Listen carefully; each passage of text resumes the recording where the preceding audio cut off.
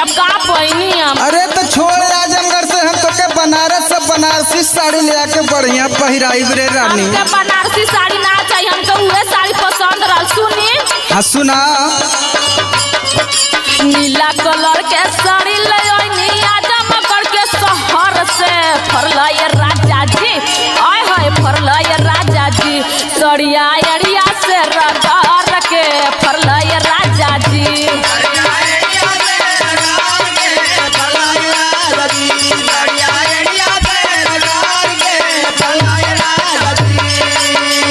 अरे तई ना जानल कि आजमगढ़ जिला बड़ा रोबहित जिला है। वही से तो यहाँ से फेमस साड़ी लाई रहनी, अपना फाड़ दियनी। वही आजमगढ़ का हम हैं। अच्छा तो सुन। नहीं नीला कलर के साड़ी पहन के पतर कमर लचकाई के मरलू ये धानिया, आई है मरलू ये धानिया, अखिया अखिया से लड़ाई के मरलू ये धानिया।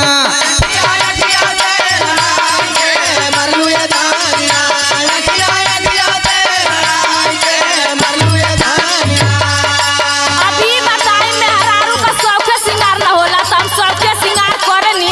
अब तोहर आँख लड़ जाई तो ओकरा खातिर हम का अरे करब? तब बनारसी साड़ी में हमके बहुत ही अच्छा लगैली। तो हम आजमगढ़ के साड़ी पहनले रहनी, वही से तोहर लाट टपक गईल और साड़ी के एड़ी से फाड़ दियनी ना। ठीक है बोल।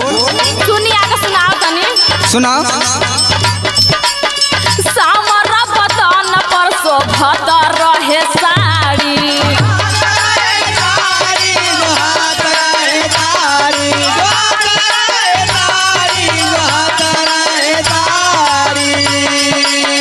मन कर दई पिया काटल काटल गारी।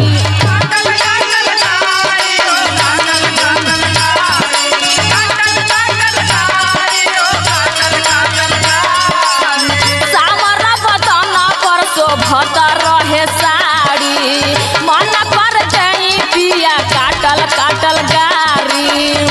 अजके में राजा देह झक झोरला नरमी कलाई पकड़ के फरला ये राजा जी, आय हाय फरला ये राजा जी, सड़िया एड़िया से रगड़ के फरला ये राजा जी।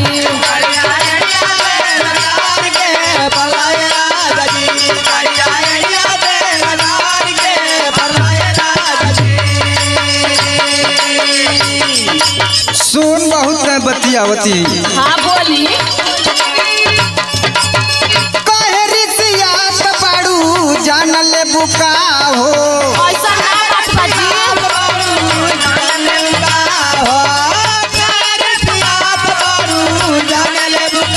सुनत हई हाँ सुनत हई।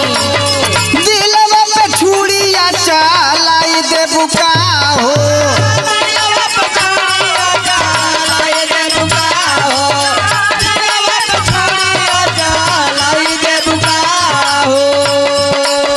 काहे रिसियात बाड़ू जानल बुका हो, दिलवा पे छुड़िया चलाई दे बुका हो। रात सुहाने चढ़ल जमाने तय पे नट चढ़ाई के मरलू ये धानिया, आय हाय मरलू ये धानिया। अरे अखिया अखिया से लड़ाई के मरलू ये धानिया।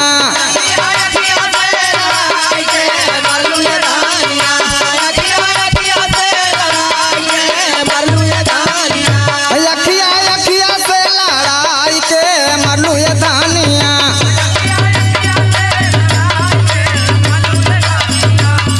ई बात बाजी। हाँ रही बात बा। अच्छा आगे सुनी का कहले बानी। बताओ।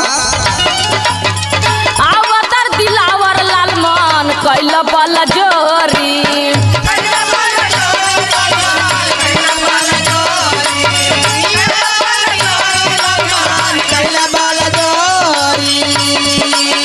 सुनीता के पायल दिहनी से जिया पे तोड़ी।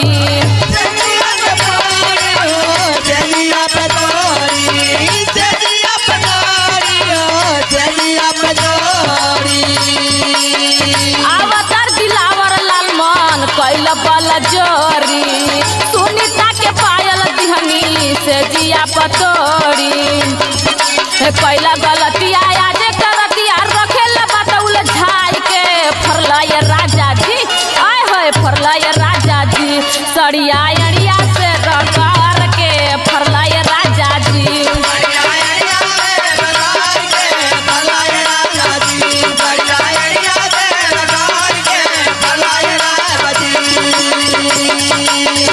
अखिया अखिया से लड़ाई के मरलू ये धानिया सड़िया अड़िया से रगड़ के फरला ये राजाऊ। अखिया अखिया से लड़ाई के मरलू ये धानिया सड़िया अड़िया से रगड़ के।